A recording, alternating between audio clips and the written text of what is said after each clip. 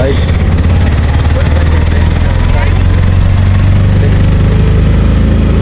ಏನು ಹೋಗ್ತಿರೋ ಸ್ಪೀಡ್ ನೋಡಿದ್ರೆ ಪುಣೇಸು ಇದಕ್ಕಿಂತ ಸ್ಪೀಡ್ ಹೊರಡ್ತಾನೆ ಅನ್ಸುತ್ತೆ ಗೈಸ್. ನೋಡಿ ಅವಾಗಿಂದ ಇಷ್ಟೇ ಸ್ಪೀಡಲ್ಲಿ ಹೋಗ್ತಿದೆ ಗೈಸ್. ನಾನು ಏನಕ್ಕೆ ಬಂದು ಈ ಟ್ರೈನಿಗೆ ಅನಿಸ್ತಾ ಇದೆ. ನೈಟ್ ಎಷ್ಟು 10 ಗಂಟೆ ಹೋಗಿ ರೀಚ್ ಆಗ್ತಾನೆ. ನೋಡೋಣ 10 ಗಂಟೆ ರೀಚ್ ಆಗಿಬಿಟ್ಟು ಅಲ್ಲಿ ರೂಮ್ ಮಾಡಿ ಎಲ್ಲ ನೋಡಿ ಎಷ್ಟು ಮಜಾ ಮಾಡಿ ಅಷ್ಟೇ. ನಾನು ಮಜಾ ಮಾಡ್ತೀನಿ, ನೀವು ವಿಡಿಯೋ ನೋಡಿ ಮಜಾ ಮಾಡಿ ಗೈಸ್. ತಮಿಳ್ನಾಡವ್ರು ಅಂದರೆ ನಾನು ಇನ್ನೂ ತಿಳ್ಕೊಂಡಿದ್ದೆ, ಬಟ್ ತುಂಬ ಒಳ್ಳೆಯವರು ಗೈಸು.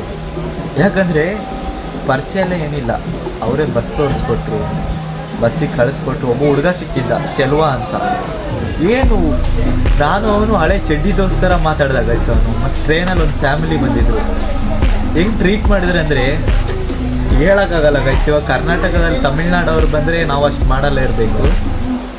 ನಾನು ಹೇಳಿದೆ, ಅವ್ರಿಗೆ ಕೇಳಿದ್ರೆ ಯಾವ ಊರು ಅಂತ. ನಾನು ಕರ್ನಾಟಕ ಅಂದರೆ ಏನು ಮಾತಾಡಿದ್ರೆ ಅಂದರೆ ಗೈಸ್ ನಂಬಕ್ಕಾಗ್ತಿಲ್ಲ ಗೈಸ್. ಒಳ್ಳೆಯವರು ಇರ್ತಾರೆ ಗೈಸ್. 2 ದಿನ ಆಯಿತು ಟ್ರೈನಲ್ಲಿ ಟ್ರಾವೆಲ್ ಮಾಡೋಕ್ಕೆ ಹಿಡಿದು. ಯಪ್ಪ ಮೈಕೈ ಎಲ್ಲ ನೋವು.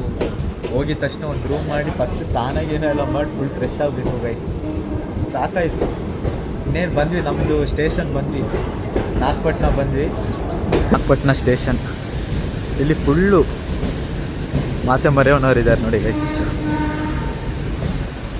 ನಾಗಪಟ್ಟಣ ಬಂತು ಅಂದರೆ ಫುಲ್ಲು ಕ್ರಿಶ್ಚಿಯನ್ ಅವ್ರದ್ದೇ ಗೈಸ್ ಏರಿಯಾ. ಇಲ್ಲಿ ಜಾತಿ ಮತ ಧರ್ಮ ಅಂತ ಏನು ಜಗಳ ಏನಿಲ್ಲ ಗೈಸ್, ಎಲ್ಲರೂ ಒಂದೇ. ಎಲ್ಲ ಕಡೆ ಇದೇ ಥರ ಆಗಬೇಕು ಅಂತ ಹೇಳ್ಕೊತೀನಿ ಅಷ್ಟೇ.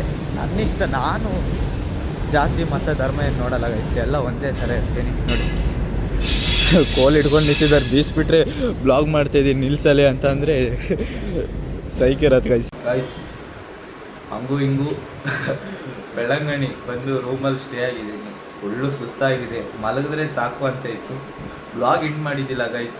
ಅಲ್ಲಿ ತಿಂದುಬಿಟ್ಟು ಶಿಸ್ತಾಗಿ ಇಲ್ಲಿಗೆ ಬಂದೆ. ವೀಡಿಯೋ ಮಾಡೋಕ್ಕೂ ಸುಸ್ತಾಗಿಬಿಟ್ಟಿತ್ತ, ಮಾಡಿಲ್ಲ. ನಾಳೆ ಸಿಗೋಣ, ಬೆಳಂಗಣಿ ಫುಲ್ ತೋರಿಸ್ತೀನಿ ಗೈಸ್. ಬಾಯ್.